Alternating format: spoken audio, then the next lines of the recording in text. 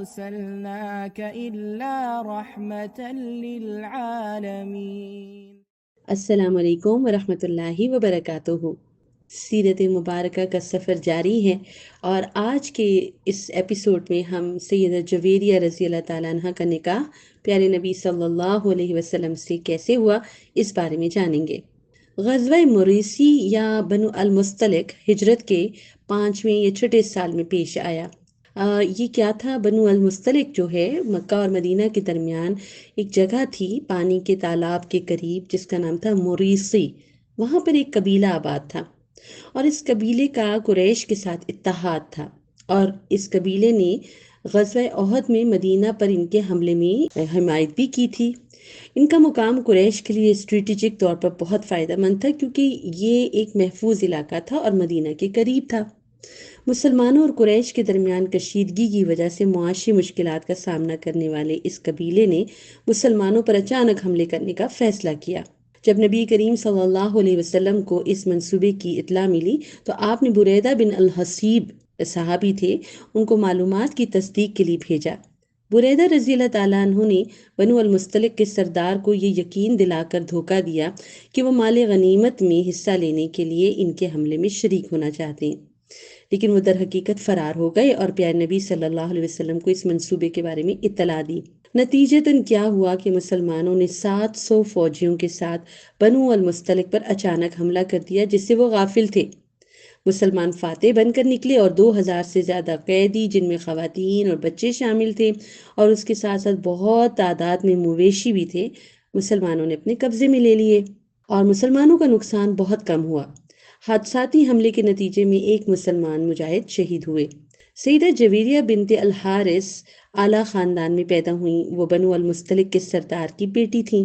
سیدہ جویریہ رضی اللہ تعالیٰ عنہ کی زندگی ایک دم بدل گئی۔ انہیں مسلمانوں نے قیدی بنا لیا اور انصاری صحابی جو تھے حضرت ثابت بن قیس رضی اللہ تعالیٰ عنہ کو بطور لونڈی پیش کیا گیا۔ ایک قبیلے کی شہزادی کے لیے بالکل ناقابل قبول بات تھی، چنانچہ انہوں نے اپنی آزادی کے لیے حضرت ثابت بن قیس سے بات چیت کی۔ حضرت ثابت جو ہیں انہوں نے فدیہ لے کر انہیں آزاد کرنے پر رضامندی ظاہر کی، لیکن مسئلہ یہ تھا کہ اس وقت سیدہ جویریہ سردار کی بیٹی نہیں بلکہ ایک بغیر مال کے، بغیر کسی دولت کے ایک لونڈی تھیں۔ چنانچہ انہوں نے نبی کریم صلی اللہ علیہ وسلم سے ملنے پر اصرار کیا۔ وہ واحد تھیں جنہیں پتا تھا کہ کون ان کی مدد کر سکتا ہے۔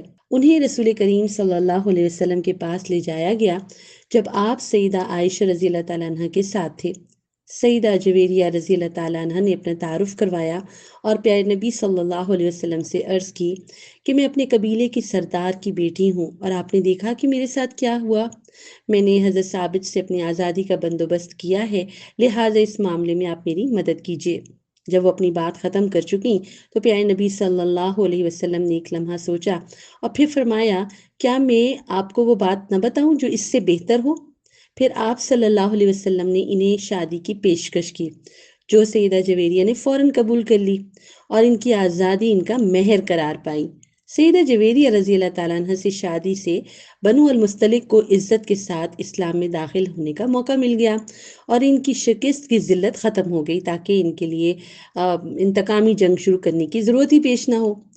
اس وقت تک ورنہ یہ جنگ جاری رہتی جب تک کہ ایک فریق کو شکست نہ ہو جاتی، تو یہ بالکل پانسا پلٹ گیا۔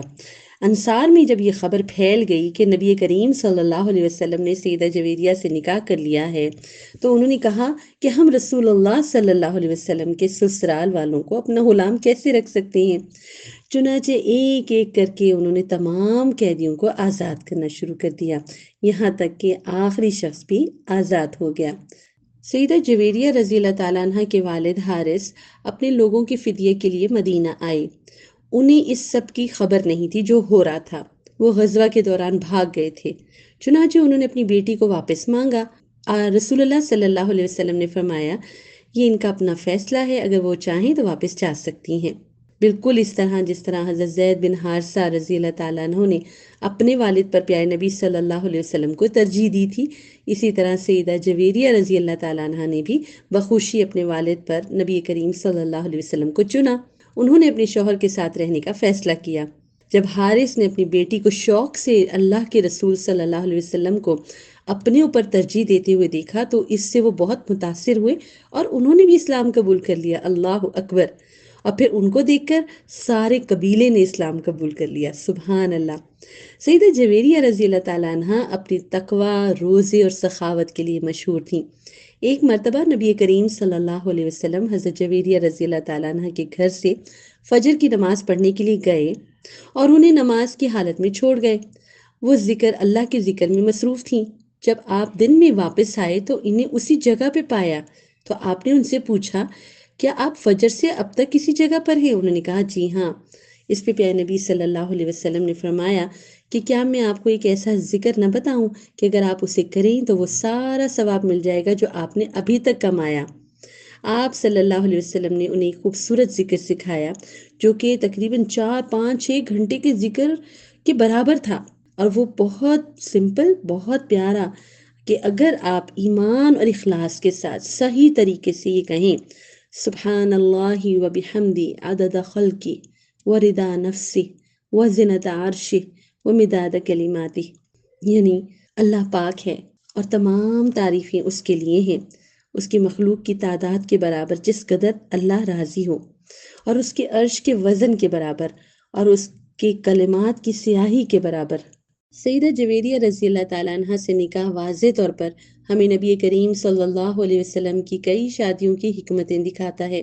انہوں نے اپنی بات کہی، اپنے حق کے لیے کھڑی ہوئیں، اور سب سے بڑھ کر وہ اللہ سبحانہ وتعالیٰ کی عبادت میں گہری وابستگی رکھتی تھیں۔ ہم اپنی نشست یہاں ختم کرتے ہیں۔ جزاک اللہ خیرا کثیرا۔ انشاءاللہ اگلی قسط میں سیرت کے ایک نئے موضوع کے ساتھ ملیں گے۔